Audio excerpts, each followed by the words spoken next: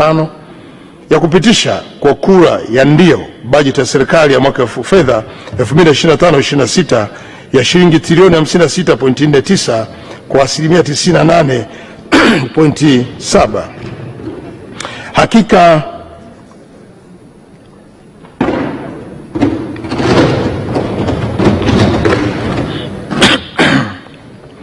Hakika ninyi ni wazalendo, mmevunja rekodi, mmeipenda nchi yenu na mnathamini kazi kubwa iliyofanywa na Mheshimiwa Rais Dr. Samia Suluhu Hassan. Niendelee kuwashukuru sana waheshimiwa wabunge wenzangu kwa ushirikiano, mshikamano mlionipa wakati wote nikiwa nikitekeleza jukumu langu la kiongozi wa shughuli za serikali hapa bungeni. Sitawasahau na sitasahau upendo wenu kwangu. Inshallah Mwenyezi Mungu atawajalia kila lenye heri katika jambo lenu. Mheshimiwa Spika, kwa upande wa utekelezaji wa miradi ya maendeleo, waheshimiwa wabunge wamekuwa wakifanya ufuatiliaji wa miradi kwenye majimbo yenu kwa karibu mno. Kila mbunge aliwajibika katika kuhakikisha kuwa upatikanaji wa maendeleo ya haraka kwa lengo la kuinua ustawi wa wananchi wote umefanyika. Mheshimiwa Spika, samahani, asante sana, poleni. Mheshimiwa Spika, kama Waswahili wasemavyo, kila mtenda wema atakumbukwa kwa wema. Niwaombe wananchi wote, endeleeni kuwaunga mkono wabunge wetu huko majimboni. Hakika waheshimiwa wabunge mmetenda mema kwa kuwakilisha mema majimbo yenu na mnastahili kukumbukwa kwa wema wenu. Mheshimiwa Spika, kwa heshima na taadhima, naomba nitoe shukrani zangu za dhati kwa Mheshimiwa Dr. Samia Suluhu Hassan, Rais wa Jamhuri ya Muungano wa Tanzania, kwa uongozi wake uliotukuka. Wakati wote amekuwa akinipa maelekezo yenye tija na kuifanya kazi yangu na kuwa nyepesi.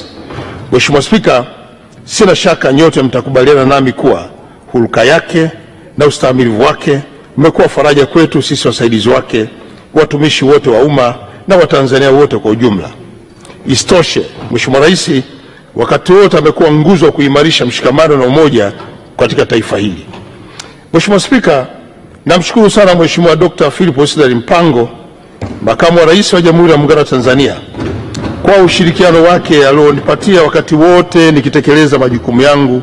Busara zake na weledi wake umekuwa msaada na mfano wa kuigwa katika utendaji wa kazi serikalini. Mheshimiwa Spika, vile vile nitumie nafasi hii kumshukuru sana Mheshimiwa Dr. Hussein Ali Hassan Mwinyi, Rais wa Zanzibar na Mwenyekiti wa Baraza la Mapinduzi, kwa ushirikiano mkubwa alionipa wakati wote. Kadhalika nitoe shukrani zangu za dhati kwa Mheshimiwa Hemedi Suleiman Abdullah, Makamu wa Pili wa Rais wa Zanzibar, ambaye amekuwa mwenyekiti mwenza katika kamati mbalimbali za kitaifa na kufanya kazi pamoja, yeye pamoja na ofisi yake Makamu wa Pili wa Rais kule Zanzibar, kwa ushirikiano wao wakati tukitekeleza majukumu yetu ya pamoja kama wenye viti wa kamati mbalimbali za kitaifa.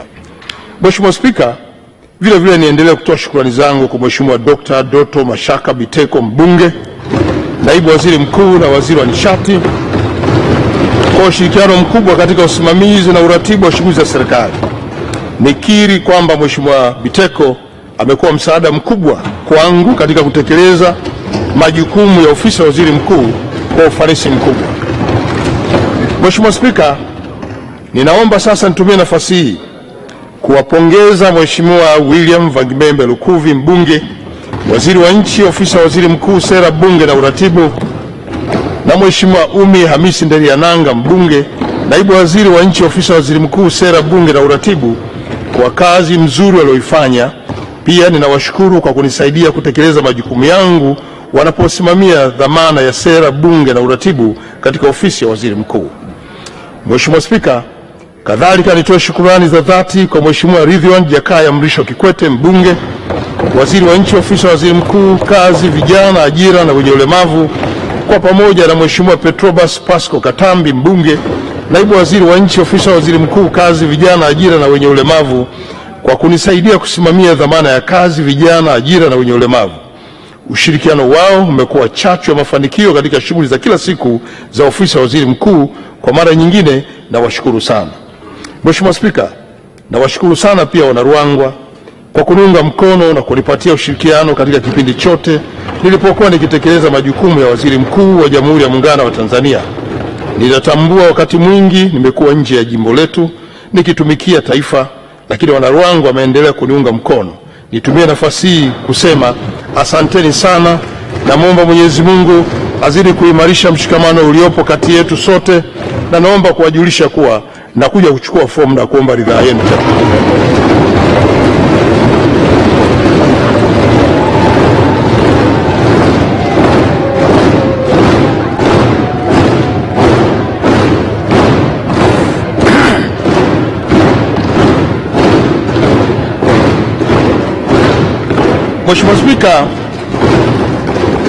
Mheshimiwa Spika, kipekee ninaishukuru familia yangu kiongozwa na mke wangu mpendwa Mary Majaliwa na watoto wangu kwa upendo na uvumilivu walioonyesha kwangu wakati wote, hata pale nilipokuwa napitia magumu. Mliendelea kunionyesha upendo wenu. Kwa hakika upendo na mshikamano wenu umekuwa ukinipa nguvu ya kutekeleza majukumu yangu ya kumsaidia kazi Mheshimiwa Rais, kukitumikia chama changu, Chama cha Mapinduzi, na kuwatumikia Wanaruangwa pamoja na Watanzania wote. Asanteni sana, na washukuru na watakia kila laheri. Salamu za pongezi. Mheshimiwa Spika. Mheshimiwa Spika, wakati mkutano wa 19 wa Bunge ukiendelea, Mheshimiwa Dr. Samia Suluhu Hassan, Rais wa Jamhuri ya Muungano wa Tanzania, alifanya teuzi mbalimbali. Teuzi hizo zilifanywa kwa lengo la kuendelea kuimarisha utoaji wa huduma kwa wananchi na shughuli mbalimbali za serikali na mihimili mingine. Mheshimiwa Spika, mnamo tarehe 13 mwezi huu wa Juni 2025 alimteua Mheshimiwa George Mchechu Masaju aliyekuwa jaji wa Mahakama ya Rufani Tanzania kuwa jaji mkuu wa Tanzania. Mheshimiwa Masaju amechukua nafasi ya Mheshimiwa Profesa Ibrahim Hamisi Juma ambaye amestaafu, na kwa hakika amefanya kazi kubwa aliyoacha alama katika muhimili wa mahakama. Ninamtakia kila laheri Profesa Ibrahim Juma katika maisha yake ya ustaafu. Mheshimiwa Spika, ninatoa pongezi nyingi kwa Mheshimiwa Jaji Masaju pamoja na viongozi wote wateule katika nafasi mbalimbali. Aidha, nitumie nafasi hii kuwatakia wateule wote kila laheri katika utekelezaji wa majukumu yao ambayo ni mapya, na kuwakumbusha wajibu wao wa kutanguliza mbele maslahi ya taifa letu na wananchi wote kwa ujumla. Mheshimiwa Spika, itakumbukwa katika mkutano wa Shirika la Afya Duniani Mei 2018-2025 Geneva, Uswisi, pamoja na masuala mengine, ulifanyika uchaguzi wa kumpata mkurugenzi mkuu wa Shirika la Afya Duniani kanda ya Afrika. Kwa mara nyingine, Tanzania iliendelea kung'ara kimataifa baada ya Profesa Mohamed Yakub Janabi, mshauri wa rais wa masuala ya tiba na mkurugenzi wa hospitali ya teule ya Muhimbili, kuchaguliwa kuwa mkurugenzi wa Shirika la Afya Duniani kanda ya Afrika baada ya kuwashinda wagombea kutoka nchi za Ivory Coast, Guinea, Niger na Togo. Mheshimiwa Spika, ninaungana na Mheshimiwa Dr. Samia Suluhu Hassan, rais wetu, pamoja na Watanzania wote kumpongeza sana Profesa Mohamed Janabi kwa ushindi huo. Nafasi hii imeipa Tanzania heshima kubwa, kwani imedhihirisha uwezo wa kuandaa viongozi wenye weledi ambao wanaweza kumudu ushindani kwa ngazi ya kimataifa.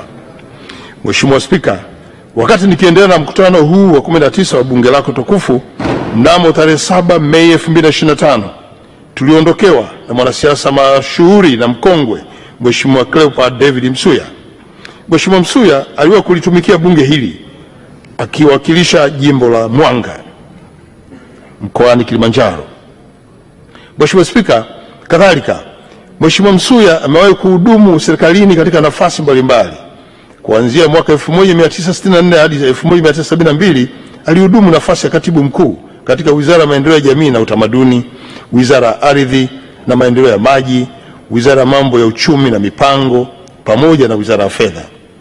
Mheshimiwa Spika, vile vile mwaka 1972 hadi mwaka 1994 alikuwa waziri wa fedha, waziri wa viwanda, waziri wa fedha tena, uchumi na mipango, waziri wa viwanda na biashara, lakini pia amewahi kuwa waziri mkuu kwa vipindi viwili tofauti, mwaka 1980 hadi 1983 na mwaka 1994 hadi 1995 ambapo alihudumu kama waziri mkuu na makamu wa kwanza wa rais. Mheshimiwa Spika, nami niungane na Mheshimiwa Dr. Samia Suluhu Hassan, Rais wa Jamhuri ya Muungano wa Tanzania, kutoa pole kwa familia, ndugu, jamaa, marafiki, lakini natoa pole nyingi kwa wananchi wa Mwanga, wana CCM na Watanzania wote kwa ujumla. Tuendelee kumwombea kwa Mwenyezi Mungu aendelee kumpa marehemu pumziko la amani. Amina. Mheshimiwa Spika, wapo Watanzania wenzetu waliokumbwa na majanga mbalimbali zikiwemo ajali za barabarani. Ninatoa pole kwa wananchi wote waliopoteza wapendwa wao katika ajali hizo. Vile vile natoa pole kwa majeruhi wote na naombea kwa Mwenyezi Mungu awape uponyaji wa haraka. Nitumie nafasi hii pia kutoa pole kwa waathirika wa majanga yote ambayo hatukuyataja hapa lakini yametokea kwenye maeneo yetu. Mheshimiwa Spika, wakati bunge la 12 likiendelea kuhitimisha shughuli zake, nimefanikiwa kutekeleza masuala mbalimbali ikiwemo kujibu maswali na hoja zilizowasilishwa na waheshimiwa wabunge, kujadili na kupitisha miswada ya sheria ya serikali, kujadili na kutoa maazimio mbalimbali, kujadili na kuridhia mikataba na itifaki za kikanda na kimataifa, pamoja na kupokea kauli za serikali kuhusu ufafanuzi wa mambo mbalimbali. Mheshimiwa Spika, katika mkutano wa 19, maswali ya msingi 724, maswali ya nyongeza 2699 na maswali matano ya papo kwa papo kwa waziri mkuu yaliulizwa na kupatiwa majibu ya serikali. Aidha, katika kipindi cha bunge la 12 nalohitimisha uhai wake, jumla ya maswali ya msingi 5259 na maswali ya nyongeza 18075 pamoja na jumla ya maswali 253 ya papo kwa papo kwa waziri mkuu yaliulizwa na waheshimiwa wabunge na kupatiwa majibu na serikali. Mheshimiwa Spika, pia bunge lilijadili na kupitisha miswada 58 kwa hatua zake zote. Wakati huo bunge lako tukufu lilijadili na kupitisha maazimio 19 ya bunge ikiwemo ya pongezi 4, kuridhia mikataba ya itifaki 12 na masuala ya maliasili 3. Mheshimiwa Spika, sambamba na hayo, bunge lako tukufu lilipitisha maazimio 922 yanayotokana na taarifa za kamati za mwaka yanayohitaji kutekelezwa na serikali wakati wa uhai wake wa bunge. Lakini vile vile serikali imetoa taarifa 15 kupitia kauli za mawaziri bungeni kwa ajili ya kutoa ufafanuzi wa mambo mbalimbali tofauti yenye maslahi tofauti na mapana kwa taifa letu. Lengo hapa ni kuweka na uwazi katika utendaji wa uwajibikaji wa serikali kwa wananchi kupitia wawakilishi wake hapa bungeni. Mheshimiwa Spika, leo asubuhi tarehe 26 hii Juni, serikali imewasilisha mezani dira ya maendeleo ya taifa ya mwaka 2025-2050, na dira hiyo itakuwa zana muhimu itakayotoa mwelekeo wa taifa kwa miaka 25 ijayo. Nitumie fursa hii niwaombe wabunge wenzangu tunaporudi majimboni tukae mabalozi wazuri kwa wananchi kueleza mazuri yaliyopo kwenye hiyo dira. Mheshimiwa Spika, nieleze utekelezaji wa mpango wa bajeti ya serikali kwa mwaka uliopita 2024-2025. Kipekee nataka niendelee kuwapongeza watendaji wote wa serikali kwa kutekeleza kamilifu mpango wa bajeti ya serikali kwa mwaka wa fedha 2024-2025. Mtakumbuka tarehe 12 Juni 2025, waziri wa mipango na uwekezaji pamoja na waziri wa fedha walieleza bayana kwenye hotuba zao mafanikio yaliyopatikana, na kwa hakika utekelezaji wake umefanyika kwa ufanisi na kwa kiwango kikubwa. Mheshimiwa Spika, niendelee kutoa pongezi kwa mafanikio ya serikali ya awamu ya 6. Mheshimiwa Spika, Mheshimiwa Dr. Samia Suluhu Hassan, rais wetu, alipoingia madarakani alibainisha falsafa ya kazi iendelee. Sote tu mashuhuda falsafa hiyo ameitekeleza kwa vitendo kwa kukamilisha miradi iliyokuwepo na kuibua mipya. Wenye macho hawamtazama, mafanikio makubwa yamepatikana kwenye sekta mbalimbali, na siri ya mafanikio hayo ni uongozi thabiti wa Mheshimiwa rais wetu. Mheshimiwa Spika, katika hotuba ya bajeti ya ofisi ya waziri mkuu nilieleza mafanikio yaliyopatikana katika sekta mbalimbali kwa upana na uwazi, ikiwemo sekta za afya, elimu, maji, kilimo, nishati, ujenzi wa miundombinu, umeme, michezo, uchukuzi, Lakini vile waheshimiwa mawaziri wakati wakiwasilisha bajeti zao walieleza kwa kina juu ya mafanikio yaliyopatikana kwenye sekta zao, sikusudii kuyarudia hapa. Mheshimiwa Spika, kwa upande mwingine tumeshuhudia waheshimiwa wabunge na wananchi kwa ujumla wakimpongeza Mheshimiwa Rais kwa kazi nzuri aliyoifanya. Nami niungane nanyi kuendelea kumpongeza Mheshimiwa Dr. Samia Suluhu Hassan, Rais wetu wa Jamhuri ya Muungano wa Tanzania, kwa uongozi wake thabiti uliowezesha nchi yetu kupata mafanikio makubwa ambayo tunayo kwa sasa.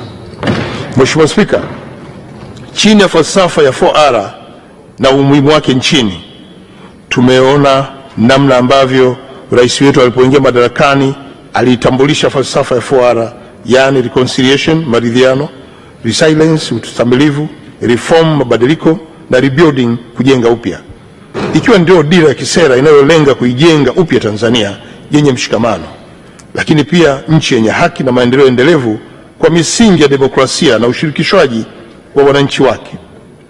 Mheshimiwa Spika, nitumie nafasi hii pia kuendelea kumpongeza rais wetu kwa kuimarisha uhusiano wa kimataifa na kidiplomasia ya uchumi.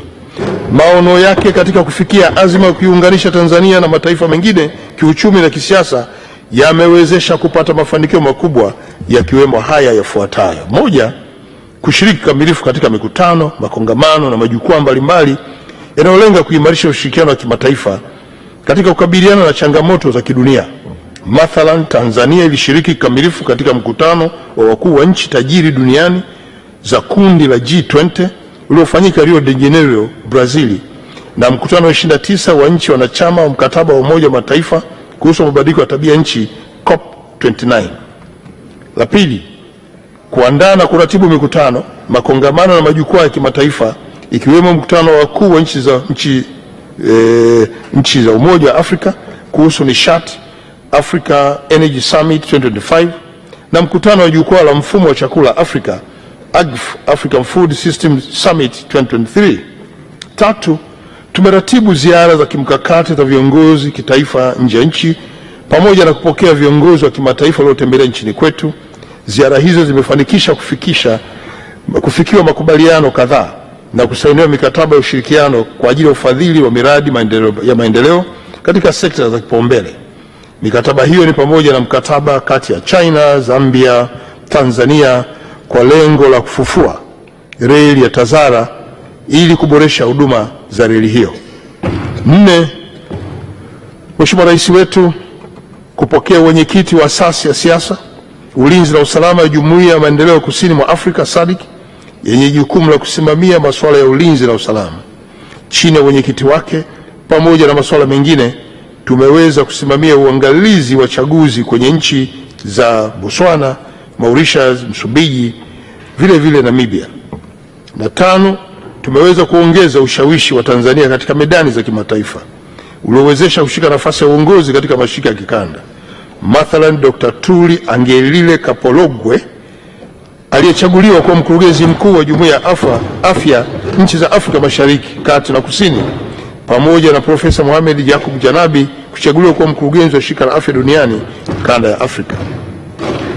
Haya yote ni sehemu ya mafanikio makubwa ambayo tumeyafikia. Mheshimiwa Spika, naomba nizungumzie tuzo za kimataifa ambazo zinatambua mchango wa nchi yetu na rais wetu katika utendaji kazi kwenye maeneo mbalimbali. Kama nilivyoeleza hapo awali, yako mafanikio mbalimbali yamepatikana katika serikali ya 6. Hii ni kutokana na maono na uongozi thabiti wa rais wetu. Taasisi mbalimbali za kimataifa na kitaifa zimeona kutambua mchango wa rais wetu na kutoa tuzo, zikiwemo hizi zifuatazo. Kuna zile tuzo za kimataifa. Ya kwanza, kwenye sekta ya afya, tarehe 4 Februari 2025, Mheshimiwa Rais Dr. Samia Suluhu Hassan alipokea tuzo ya Global Gates Goalkeepers. Tuzo hii inatambua uongozi na mchango wake katika kuimarisha afya ya uzazi na kupunguza vifo vya mama na mtoto hapa nchini. Aidha, Mheshimiwa Rais ndiye kiongozi wa kwanza kupokea tuzo hiyo barani Afrika, jambo lilochochea kwa uongozi wake mahiri na kufanya mataifa makubwa duniani yatambue mchango wake.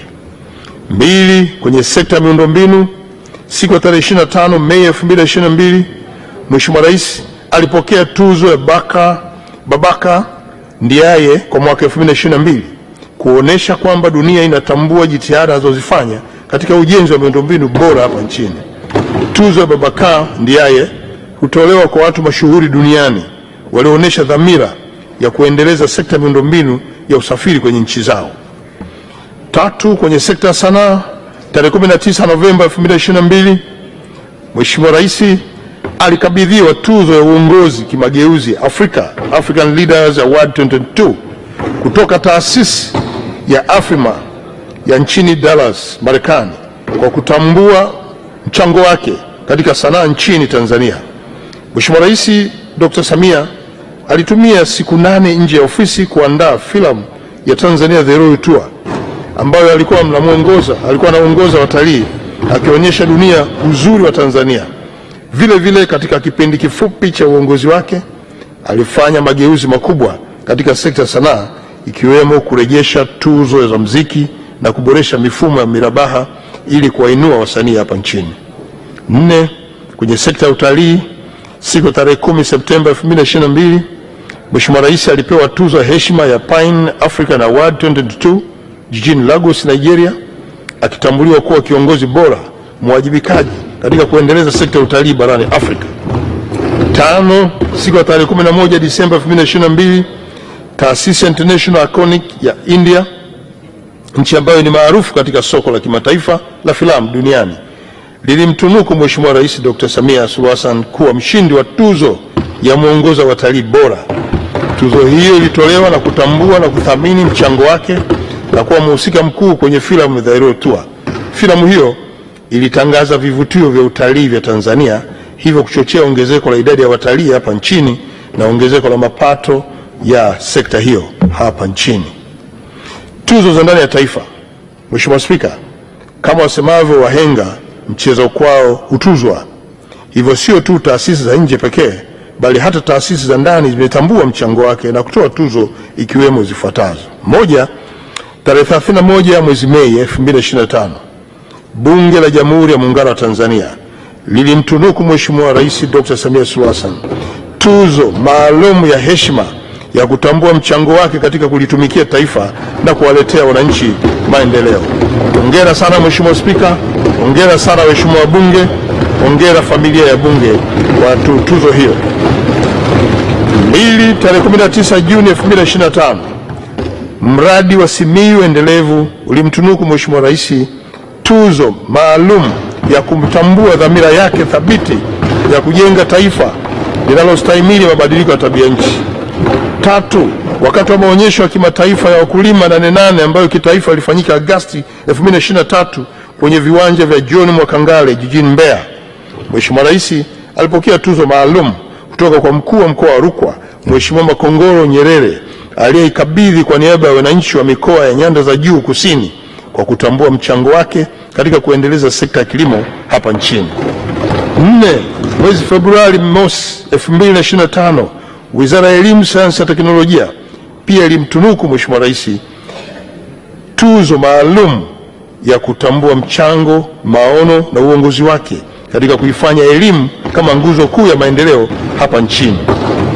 Na 5, Mei 11, 2024, Chama cha Msalaba Mwekundu Tanzania TRCS kilimtunuku tuzo ya binadamu Mheshimiwa Rais ikiwa ni kutambua na kuheshimu mchango wake katika masuala mbalimbali yanayogusa jamii ya Watanzania. Huku Mheshimiwa Spika, kiongozi wetu, rais wetu akipokea shahada za heshima kutoka vyuo vikuu mbalimbali. Nianze na shahada zilizotolewa kwa lengo la msukumo wa wanazuoni katika vyuo vikuu vya ndani na nje ya nchi kumtunuku shahada za juu za udaktari wa heshima. Waheshimiwa wabunge, mtakumbuka kuwa tarehe 30 Novemba 2022 Chuo Kikuu cha Dar es Salaam kilimtunuku shahada ya heshima ya daktari wa falsafa Mheshimiwa Rais na kutunukiwa shahada hiyo kutokana na mchango wake katika nyanja za elimu, afya na haki za binadamu. Mheshimiwa Spika, licha ya Chuo Kikuu cha Dar es Salaam, vyuo vikuu vingine vya nchi za ughaibuni navyo vimetambua mchango wake katika maeneo mengine na kumtunuku shahada za udaktari wa heshima. Mnamo tarehe 10 Oktoba 2023 alitunukiwa shahada ya heshima ya udaktari wa falsafa na Chuo Kikuu cha Jawaharlal Nehru kilichopo New Delhi nchini India. Mheshimiwa Spika, tarehe 28 Disemba 2023 Chuo Kikuu cha Zanzibar SUZA kilimtunukia Mheshimiwa Rais shahada ya heshima ya udaktari katika usimamizi wa utalii wa masoko. SUZA ilimtunuku tuzo hiyo kutokana na mchango wake mkubwa katika kuinua uchumi wa nchi kupitia sekta ya utalii. Mheshimiwa Spika, tarehe 18 Aprili 2024 Rais wetu alitunukiwa shahada ya heshima ya udaktari katika uchumi na Chuo Kikuu cha Ankara cha nchini Uturuki, ikiwa ni ishara ya kutambua mchango wake katika kuboresha maisha ya Tanzania kupitia mageuzi mbalimbali pamoja na kuimarisha ushirikiano wa kiuchumi na nchi mbalimbali duniani ikiwemo nchi ya Uturuki. Mheshimiwa Spika, tarehe 3 Juni 2024 Rais wetu alitunukiwa shahada ya udaktari wa falsafa ya heshima kwa sekta ya anga na Rais wa Chuo Kikuu cha Sayansi ya Anga cha Jamhuri ya Korea. Mheshimiwa Spika, tuzo hizi mbalimbali ni ushuhuda wa kazi kubwa inayofanywa na Rais wetu Mheshimiwa Dr. Samia Suluhu Hassan na kutambulisha taifa letu kikanda na kimataifa.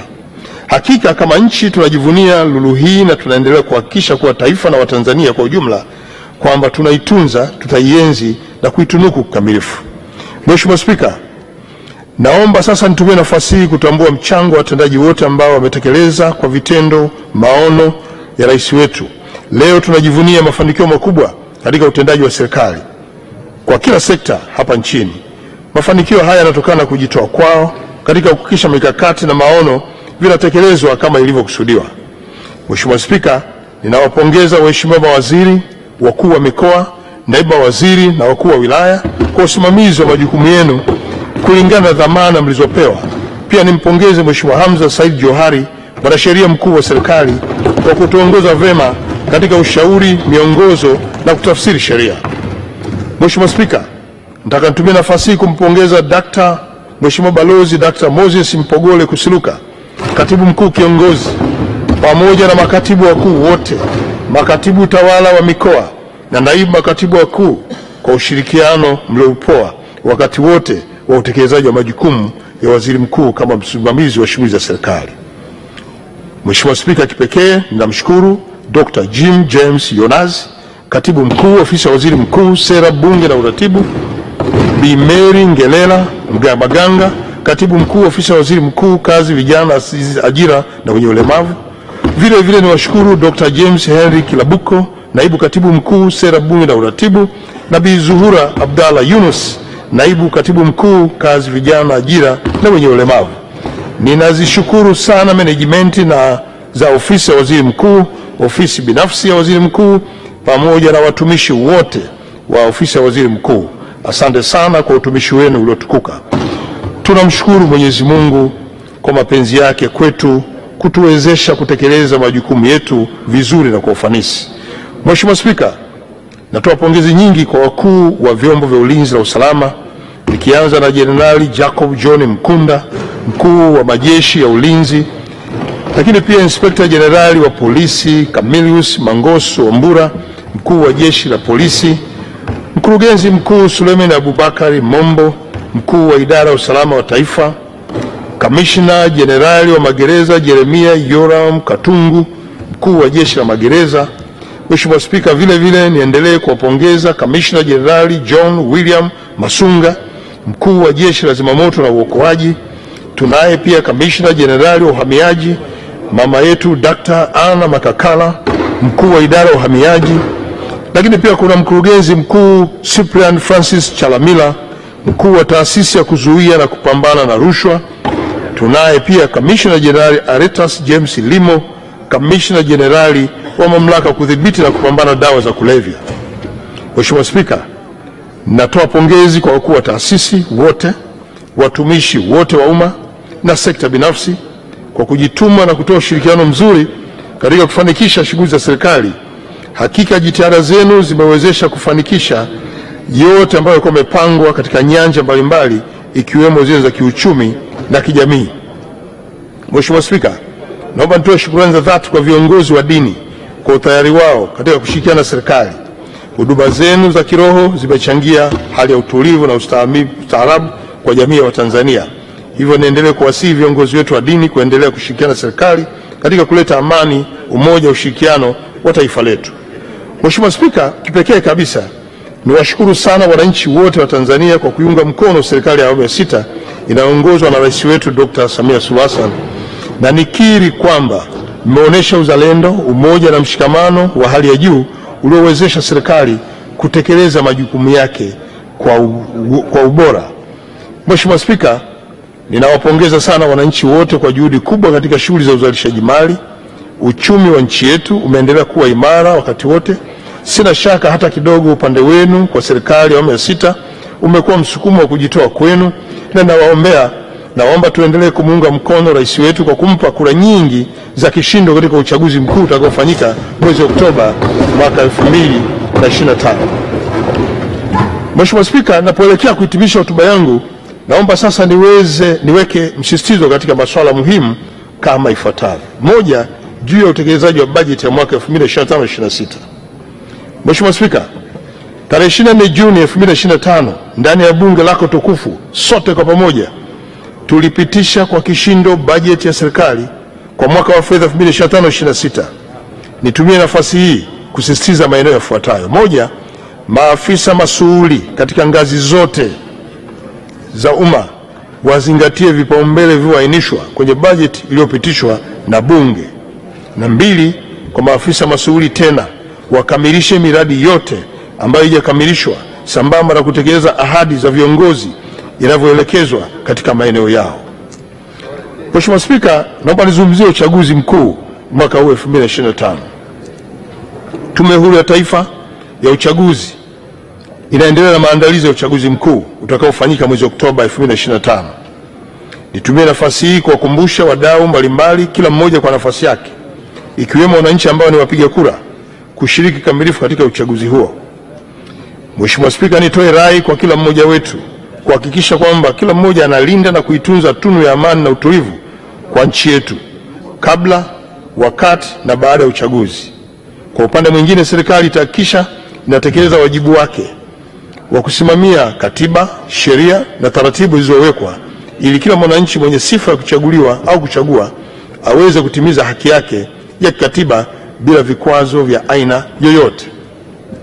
Mheshimiwa Spika, sekta ya michezo, nianze na kukupongeza wewe Mheshimiwa Dr. Tulia Ackson, Spika wa Bunge la Jamhuri ya Muungano wa Tanzania, kwa kuendesha mabonanza ya michezo.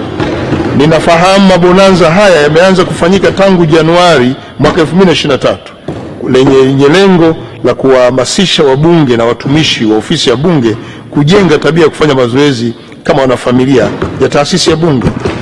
Lakini vile vile mabonanza haya yanalenga kujenga na kuimarisha afya, umoja kama taasisi na kuongeza tija katika kutekeleza majukumu ya kulitumikia taifa letu kwa ufanisi.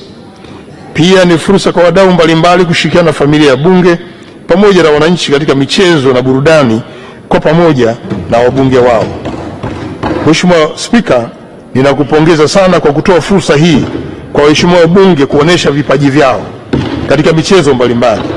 Ama kwa hakika hivi juzi waheshimiwa wabunge wameendelea kuonyesha vipaji vyao na umahiri mkubwa katika michezo na viwango vya hali ya juu vyenye ubora wa kitaifa na kimataifa, na nawasihi kwamba wote tuendelee na mazoezi haya. Yana nafasi mzuri kiafya na yanaimarisha pia mahusiano. Tumeshuhudia umahiri wa waheshimiwa wabunge kwenye michezo ya mipira, mbio, kuvuta kamba, kufukuza kuku, ulaji na unywaji wa kiasi, lakini pia na michezo ya ndani. Mheshimiwa Spika, naomba nizungumzie mwenendo mashindano ya kimataifa ya michezo mbalimbali. Katika miaka hivi karibuni, Tanzania imeendelea kujipambanua kama nchi yenye vipaji, ari na uwezo mkubwa katika michezo na kuzipeleka timu zetu kimataifa. Timu yetu ya soka ya taifa wanaume, Taifa Star, imeonyesha ushindani wa hali ya juu kwenye mashindano ya kimataifa, ikiwemo rekodi za kuvutia kwenye mechi za kufuzu AFCON na hata kushinda timu ambazo zamani zilitazamwa kama vigogo wa soka barani Afrika. Vivyo hivyo, timu ya wanawake Twiga Star imeendelea kutoa taswira ya matumaini kwa wasichana wetu, wakionyesha kuwa michezo si tu ya jinsia fulani bali ni ya kila mwanamichezo mwenye ndoto, bidii na moyo wa uzalendo. Mheshimiwa Spika, Vilabu vyetu vya mipira miguu nchini vimeendelea kupeperusha bendera ya taifa letu kwa kufanya vizuri katika mashindano ya kimataifa na kuwa timu tishio barani Afrika kwa sasa. Hapa nitambue kazi kubwa iliyofanywa na timu yetu ya Yanga kwa kuweza kupiga hatua muhimu kwenye kombe la mabingwa barani Afrika na kufikia hatua ya makundi ya msimu wa 2024-2025 ambayo ni muhimu sana kwa ustawi wa ubora wa ligi yetu. Mheshimiwa Spika, jana tarehe 25 Juni 2025 ulichezwa mchezo namba 184 wa ligi kuu ya NBC maarufu Kariakoo Derby kati ya Yanga na Simba katika dimba la Benjamin Mkapa maarufu Lupaso. Mchezo huo ulimalizika kwa timu ya Yanga kuifunga Simba mabao 2-0.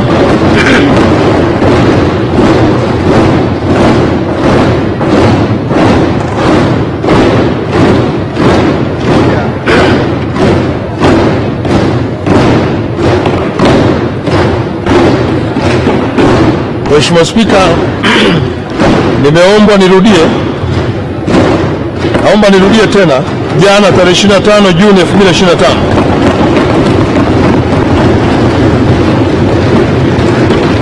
ulichezwa mchezo namba 184 wa ligi kuu ya NBC maarufu Kariakoo Derby kati ya Yanga na Simba katika dimba la Benjamin Mkapa maarufu kama Lupaso. Mchezo huo ulimalizika kwa timu ya Yanga kuifunga Simba mabao 2-0 yaliyofungwa na nyota Pacome Zuzu na kijana wetu wa Tanzania Clement Mzize. Mheshimiwa Spika, naomba niungane na Mheshimiwa Dr. Samia Suluhu Hassan, Rais wetu wa Jamhuri ya Muungano wa Tanzania, kuipongeza timu ya Yanga kwa kutoa ubingwa wa 31 wa Tanzania bara, ikiwa ni ubingwa wa 4 mfululizo. Aidha, niwape moyo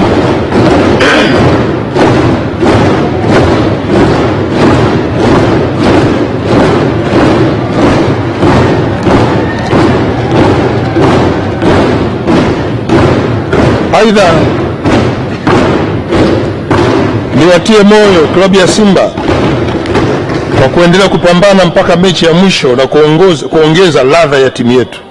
Pia niwapongeze wachezaji wote wa ligi zote wa timu zote za ligi hapa nchini. Viongozi wa vilabu vya soka, pongezi sana. Wadhamini na wafadhili wa michezo, hongera sana. Na viongozi wa shirikisho letu la mpira nchini TFF, hongera sana kwa usimamizi mzuri kwenye mpira huu wa miguu. Mheshimiwa Spika, kwa upande mwingine nipongeze sana klabu ya Simba kwa hatua kubwa ya kutinga fainali katika kombe la shirikisho barani Afrika kwa msimu wa 2024-2025.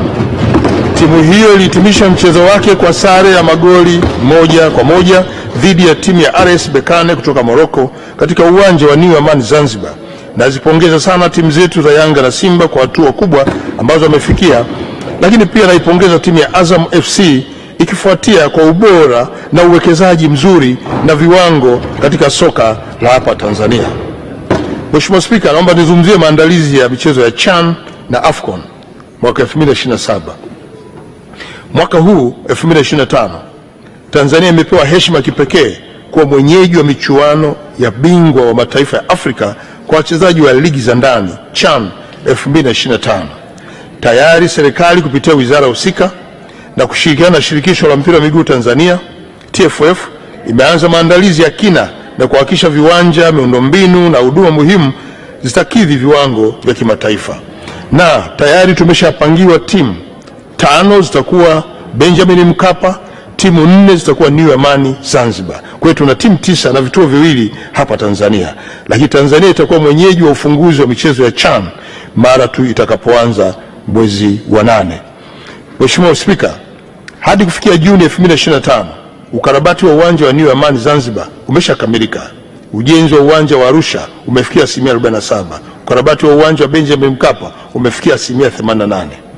Mheshimiwa Spika, pamoja na jitihada za ujenzi wa ukarabati wa miundombinu ya msingi, vile vile ukarabati wa viwanja vya mazoezi unaendelea vizuri ambapo ukarabati wake umefikia 90%.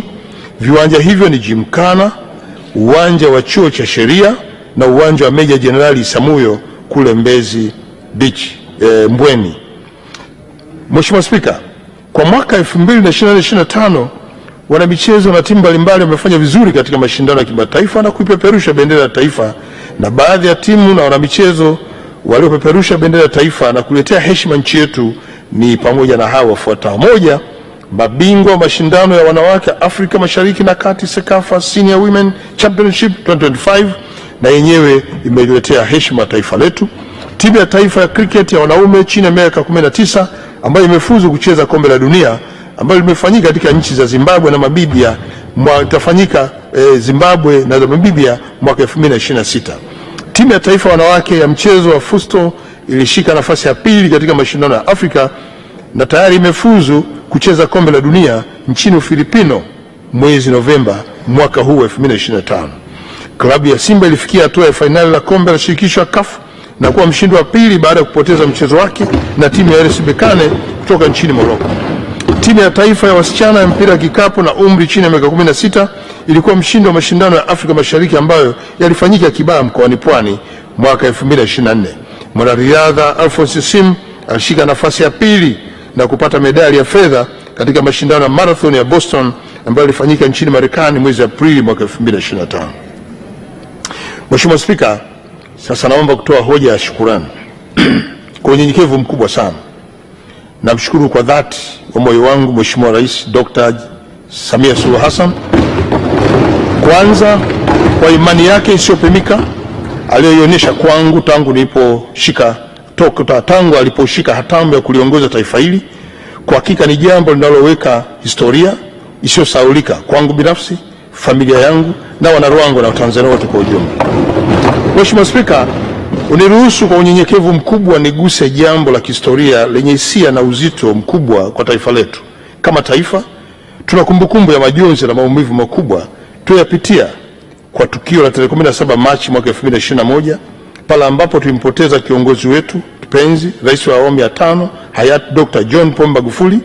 Ukweli usiopingika ni kwamba tukio hili lilituacha sote tukiwa na majonzi, taharuki na giza nene.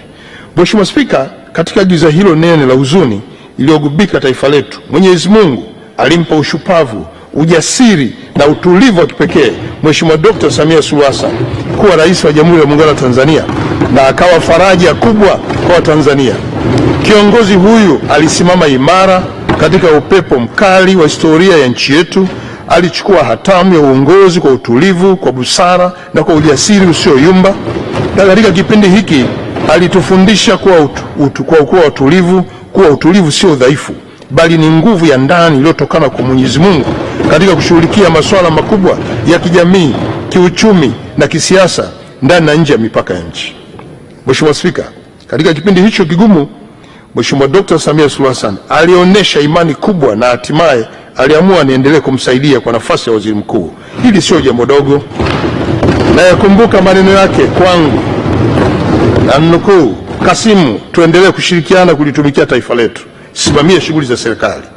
Namshukuru sana kwa moyo wa dhati Mheshimiwa Dr. Samia Suluhu Hassan kwa imani aliyoonyesha kwangu. Mheshimiwa Spika, katika kipindi cha uongozi wake tumeweza kusimama imara kama taifa. Tumesimamia tunu za taifa hili za amani na utulivu. Tumeendeleza miradi ya maendeleo iliyokuwa ya kimkakati na mengine inaendelea kujengwa, na huduma za jamii pia. Tumeimarisha demokrasia, tumeimarisha diplomasia, tumejenga uchumi na kujenga mshikamano wa kitaifa. Haya yote yametokana na uongozi imara wenye hekima wa Mheshimiwa Rais Dr. Samia Suluhu Hassan ambaye ndio rais wa Jamhuri ya Muungano wa Tanzania. Hivyo nimalizie kwa kusema kuwa Mheshimiwa Dr. Samia Suluhu Hassan amekuwa mwalimu wa subira, kielelezo cha ujasiri, ustahimilivu na alama ya matumaini kwa kizazi hiki, na kiongozi aliyetoa mfano wa kuwa mwanamke anaweza kuongoza hata kwenye nafasi ya kitaifa. Lakini pia naomba nimnukuu Mheshimiwa Jakaya Mrisho Kikwete, rais mstaafu wa awamu ya 4, alisema, hapa Tanzania leo hakuna mwanasiasa maarufu kama Rais Samia, iwe ndani ya chama ama nje ya Chama cha Mapinduzi. Mheshimiwa Spika, daima nitaendelea kumshukuru na namwombea ushindi mkubwa kwenye uchaguzi mkuu ujao. Lakini vile vile ninawaombea ushindi wa kishindo Mheshimiwa Balozi Dr. Emmanuel John Nchimbi, mgombea mwenza wa nafasi ya urais, na Mheshimiwa Dr. Hussein Hassan Mwinyi, mgombea wa urais wa Zanzibar. Mheshimiwa Spika, niendelee kutumia nafasi hii pia kukupongeza sana wewe binafsi, kwa namna ulivyoendelea bunge hili kwa weledi, busara na ujasiri wa hali ya juu, na katika kipindi cha uongozi wako katika bunge hili sote tumekushuhudia imani kubwa ya dunia kwa nchi yetu kupitia wewe spika wetu, pale ambako Umoja wa Mabunge Duniani ulipoamua kukupa dhamana kubwa ya kuwa rais wa mabunge ya dunia. Hili si jambo dogo pia nalo. Kuchaguliwa kwako si tu kumeliheshimisha taifa letu pekee, bali kumeliheshimisha bunge letu ambalo ndilo lililoanza kuonesha imani kwako na kujivunia. Lakini vile vile umewaheshimisha wana Mbeya mjini kama wapiga kura wako, ambako ndio jimbo lako, kuwa wewe ndiye kiongozi bora na mahiri. Na Mheshimiwa Spika, sote tunafahamu kuwa umefunga mkanda wa kazi na upo tayari kuwahudumia wananchi wa jimbo lako jipya la Uyole. Baada ya kuwa umefanya vizuri kwenye jimbo lako la Mbeya mjini, sina shaka kuwa wananchi wanasubiri kwa hamu kubwa kukupa ridhaa hiyo ili kuweza kuwakilisha katika chombo hiki na majukumu uliopewa kwa ngazi ya kimataifa. Na niungane na waheshimiwa wabunge wenzangu kukutakia kila laheri Mheshimiwa Spika katika uchaguzi mkuu ujao. Ninaomba wana Uyole mrudisheni Mheshimiwa Spika mheshimiwa wetu bungeni ili aje kuwakilisha vizuri na aweze kuendesha bunge letu vizuri. Mheshimiwa Spika, vile vile niendelee kumpongeza Mheshimiwa Naibu Spika wa bunge letu Mheshimiwa Musa Azan Zungu, mbunge wa Ilala. Naye tunamwombea kila laheri kwenye mchakato ujao, apate ushindi wa kutosha. Na washukuru na kuwatakia ushindi mnono waheshimiwa wenye viti wa bunge, Mheshimiwa Najima Murtaza Giga mbunge, Mheshimiwa Dr. Joseph Kizito Mwagama mbunge, na Mheshimiwa Dedusu Philip Manyika mbunge. Tunawaomba wapiga kura wawape kura za kutosha ili mrudi bungeni tena. Mheshimiwa Spika, ninamtakia kila laheri Mheshimiwa Dr. Doto Mashaka Biteko mbunge, naibu waziri mkuu na waziri wa nishati, ili wananchi wa Bukombe waweze kukupitisha na kukupa kura za kutosha uweze kushinda. Umekuwa msaada sana kwangu katika kutekeleza majukumu ya ofisi ya waziri mkuu. Hongera sana, kila laheri. Inshallah Mwenyezi Mungu atakurudisha katika bunge hili. Mheshimiwa Spika, nitumie nafasi hii kutambua kazi kubwa iliyofanywa na waheshimiwa mawaziri, naibu waziri, makatibu wakuu, naibu makatibu wakuu na wasaidizi wake. Kwa mawaziri na naibu mawaziri, na waombea ushindi mwema tena wa kishindo. Inshallah mtashinda kwa ushindi mnono. Hapa naomba nimuombee kibali kwa Mwenyezi Mungu Mheshimiwa William Vagimembe Lukuvi, mbunge wa Isimani. Tunakuombea kila laheri wana Isimani, wakupigie kura nyingi za ndio na urudi tena bungeni. Mheshimiwa Ridhiwani Jakaya Mrisho Kikwete kule Chalinze, na waombea sana wana Chalinze, mtende mema kwa Mheshimiwa Ridhiwani Jakaya Mrisho Kikwete ili arudi tena hapa jimboni. Vile vile Mheshimiwa Petrobas Katambi kule Shinyanga mjini, na yeye pia namuombea kila laheri ili apate kura nyingi na aweze kurudi tena bungeni, pamoja na dada yetu Mheshimiwa Umi Nderi ya Nanga kutoka kundi maalum, ili aweze kupata kura za kutosha na aendelee kuwakilisha. Na waheshimiwa mawaziri na naibu waziri, nirudie tena, naamini Mwenyezi Mungu ataendelea kuwaongoza katika kuomba, lakini wanajimbo waweze kuwarudisha kwa kura nyingi. Naomba nirudie tena kuwashukuru waheshimiwa wabunge wenzangu kwa ushirikiano mkubwa mlionipa wakati wote nikitekeleza majukumu yangu. Nami nawatakia ushindi wa kishindo kwenye majimbo yenu kwenye kinyang'anyiro kijacho. Kwanza, kura za maoni mshinde, lakini mbili, mpigiwe kura nyingi kwenye uchaguzi mkuu, muweze kurudi tena hapa bungeni, muweze kuja kuwakilisha wananchi wenu. Inshallah Mwenyezi Mungu wote mtapigiwa kura za ndio za kutosha. Mheshimiwa Spika, kadhalika nataka nimpongeze ndugu Baraka Ildefonsi Leonard, katibu wa bunge, kwa ushirikiano mkubwa katika utekelezaji wa shughuli za bunge, na ninawapongeza pia watumishi wote wa ofisi ya bunge kwa kazi kubwa na mzuri ya kuandaa, kuratibu na kusimamia mwenendo wa shughuli za bunge na kutoa huduma stahiki kwa waheshimiwa wabunge. Mheshimiwa Spika, pia nawapongeza wanahabari kwa kazi kubwa ya kuhabarisha umma kwa uwazi, uaminifu na weledi wa hali ya juu katika kipindi chote cha mkutano, na mnaendelea na jukumu hili kuwahabarisha Watanzania nini hasa kinasibu katika kipindi hiki. Nitakuwa mchoyo wa fadhila kama sitawapongeza na kuwashukuru madereva wetu waliofanya kazi mzuri kusimamia uhai wetu, kusimamia usalama wa waheshimiwa wabunge wakati wa kuja bungeni Dodoma na kurudi pia kwenye majimbo. Hii ni pamoja na watoa huduma wengine waliotuhudumia katika kipindi chote cha bunge. Mheshimiwa Spika, tukiwa tunaelekea kuhitimisha mkutano huu wa 19 wa bunge la 12, nikiri kuwa bunge hili limefanya kazi kwa bidii, tumetafakari hoja, tumejadili miswada na tumetoa maazimio yenye tija kwa maendeleo ya nchi yetu. Ni wakati sasa wa kurejea majimboni ili kujiandaa na uchaguzi mkuu. Ni matumaini yangu kwamba wananchi watatupa ridhaa kwa mara nyingine. Mheshimiwa Spika, baada ya kusema haya, naomba kutoa hoja. Asante sana.